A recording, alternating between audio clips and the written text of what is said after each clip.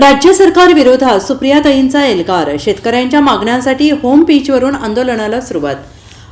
मागील काही काळापासून कांदा आणि दूध दर सातत्याने घसरत आहेत. कांद्याला हमीभाव आणि दुधाला रास्त दर मिळावा म्हणून राष्ट्रवादी काँग्रेस शरदचंद्र पवार पक्षाच्या राष्ट्रीय कार्याध्यक्ष खासदार सुप्रिया सुळे आणि युगेंद्र पवार यांच्या नेतृत्वाखाली बारामतीमधून जन आक्रोश आंदोलनाची ठिणगी आज 7 जानेवारी पडली. कांद्याला आणि दुधाला हमी भाव मिळावा या मागणीसाठी खासदार सुप्रिया सुळे रस्त्यावर उतरले आहेत.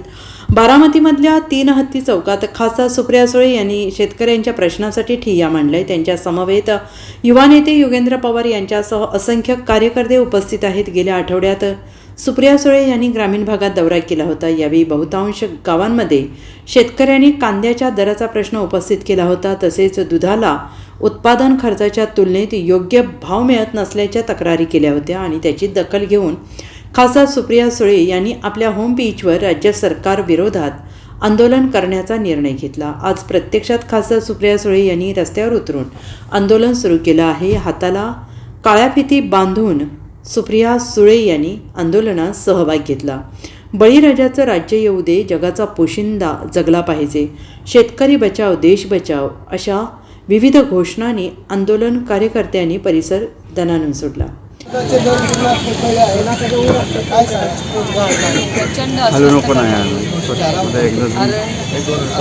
इलेक्शन झालं, इलेक्शन नंतर वेळ गेला सरकार स्थापनेमध्ये. त्या वेळामध्ये जी दुधाचं अनुदान आहे ते काही वेळेवर पोचत नाही आणि मी मतदारसंघाचा दौरा करत असताना पार्लमेंट सेशनमध्येही चर्चा तर आम्ही मागितली होती. बगरे सरांनी कांद्याच्या भावाबद्दल, निलेश लंकेंनी दुधाच्या भावाबद्दल असे सातत्याने हे प्रश्न हे राष्ट्रवादी काँग्रेस पक्षाच्या सगळ्याच खासदारांनी आणि महाविकास आघाडीने संसदेत चर्चेला मागितले. त्यानंतर आम्ही शेती मंत्र्यांना केंद्रात भेटलो, वाणिज्य मंत्र्यांना पियुष गोयलांना भेटलो आणि आमची सातत्याने भूमिका आहे की तुमच्या सरकारने इलेक्शनमध्ये जो शब्द दिला होता तो पाळा, एवढीच आमची अपेक्षा आहे. पण ते काही होताना दिसत नाही. आणि जेव्हा मी बारामती लोकसभा मतदारसंघाचा पार्लमेंटचं सेशन नंतर केले, सेशन 22 का संपलं, त्याच्यानंतर जेव्हा मी दौऱ्याला गेले तेव्हा एकच गोष्ट सातत्याने सगळ्या शेतकऱ्यांच्या येते की आम्हाला हमी भाव हा मिळालाच पाहिजे,